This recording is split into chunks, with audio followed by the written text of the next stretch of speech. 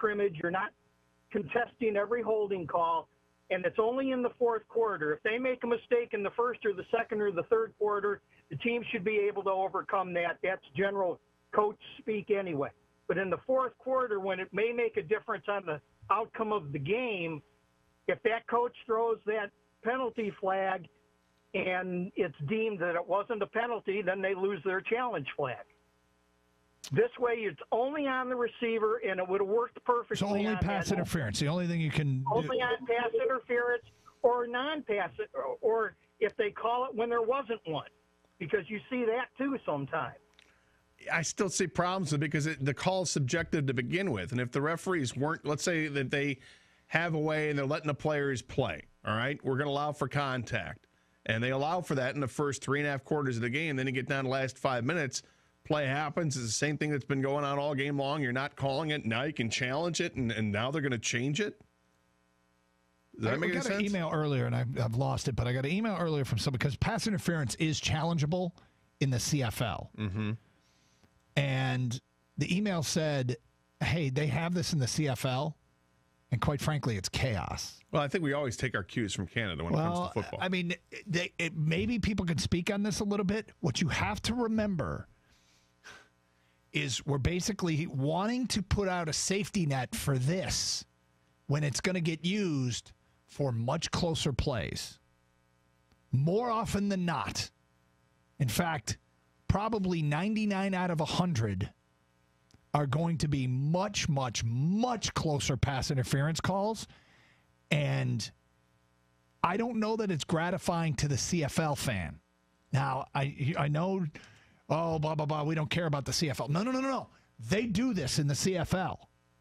And the email I got implied that it's not exactly making people feel better about the pass interference calls and the way that they're ruled upon. I don't like the idea of this happening in the NFL. I think it's definitely knee-jerk reaction. It's because we just saw it happen.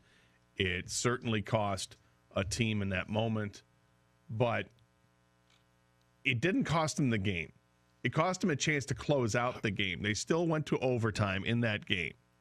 And they had the ball in overtime, and they threw an interception, which everyone's forgetting about. I know, but... So I'm not going to... It honestly never would have got to overtime if they called it. Fair enough. It cost them the slamming the door on that game. But you know what? What you say all the time with the play with the Lions and the Cowboys. Lions still had 2 more chances, still had right? Multiple more chances. And it didn't happen. And that's how we kind of put ourselves to sleep at night.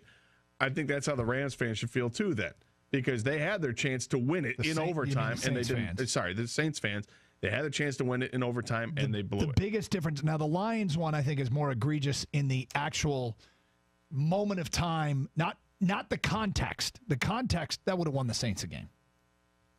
The Saints would have won the game because they could have run the clock down. They still had to make the kick, but they could have run the clock down. It would have been a shorter than I mean, it would have been an old school extra point to win the game and go to the Super Bowl, and they would have run the clock down.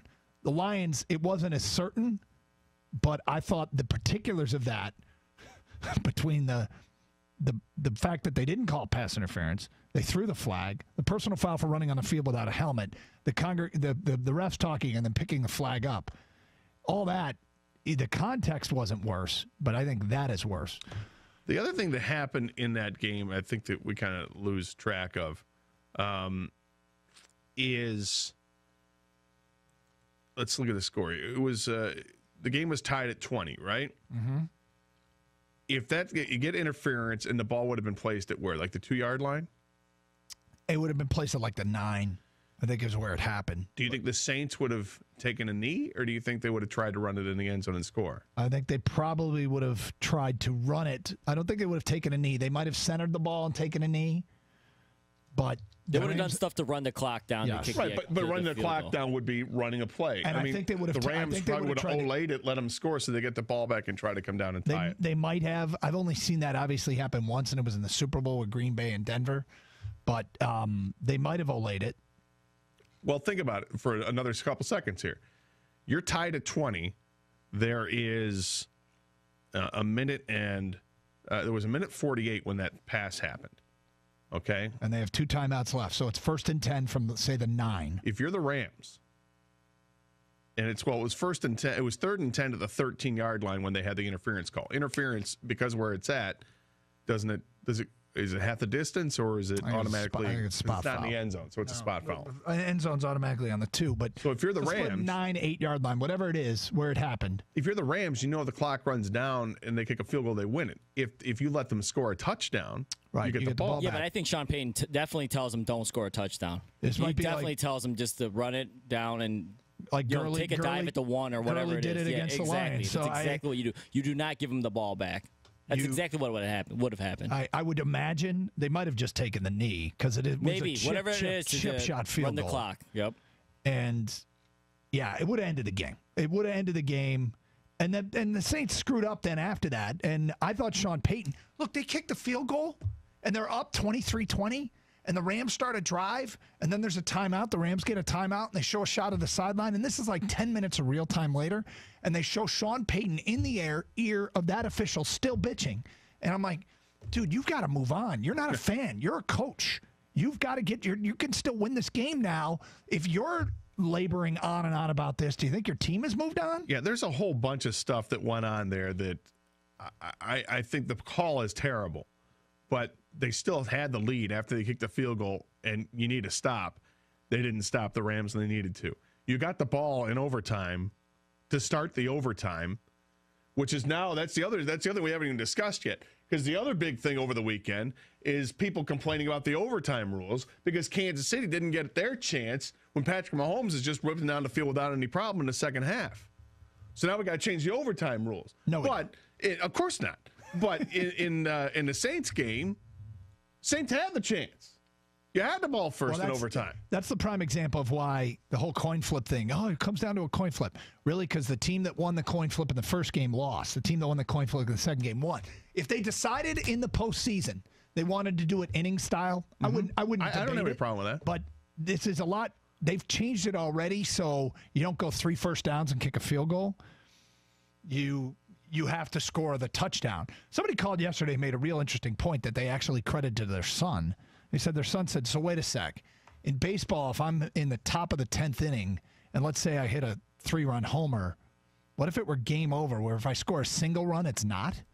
It is kind of weird that if you score more, the game's over. Yeah, no, it's a weird way. It's better than what it was. It's better than what it was. But if they left it in the regular season and changed it in the postseason, I'd be cool with that. And I don't know that there'd be any pushback. The whole reviewing pass interference, I really want to hear from some fans that have watched it and see it. There's got to, Windsor, you're right there. Somebody loves the CFL. Tell us, is it working? Your pass interference reviews. Because everybody thinks apply it to this. Well, but if you apply it to every ticky-tack pass interference. But do you understand what I'm saying? If you get a situation where maybe, I don't know how it works, you have to ask Jansen or a former player. Do referees address teams beforehand, or at least out on the field, and say something like, look, guys, just so you know, we're letting you play today. Or, look, guys, we're calling it real close today. And if whatever they tell the guys, or maybe even the players during the course of the game, they ask the officials, what's going on? Then they tell them, well, yeah, we're going to let you play. And they call it that way to let things go for the first 3.5 quarters of the game, and then all of a sudden the same thing happens, but now you've got a review, and you challenge it. And by the letter of the rule,